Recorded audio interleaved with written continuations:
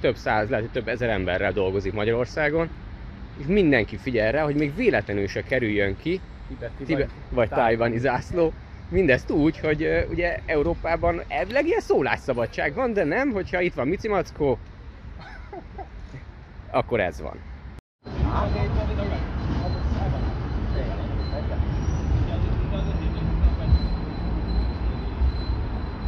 De így bocsánat, tényleg mi lenne akkor, hogyha egy tibeti zászló lenne?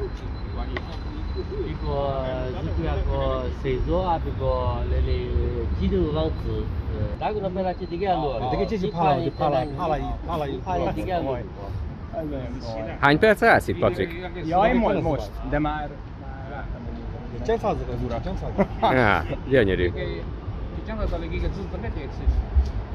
Jó, de tényleg mi lenne, hogyha ez tibeti zászló lenne, vagy ez miért baj?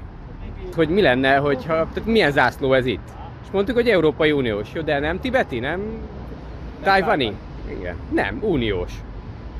De kérdem én, hogy miért lenne baj, hogyha tibeti lenne, vagy tájvani, és az volt a válasz, hogy a nagykövetségnek önkéntesként dolgoznak, hogy ilyen ne legyen, mert ez nagyon nem kedves dolog. Egy zászlót kitenni az Európai Unióban. Hát a saját szempontjukból érthető, de azért mégiscsak.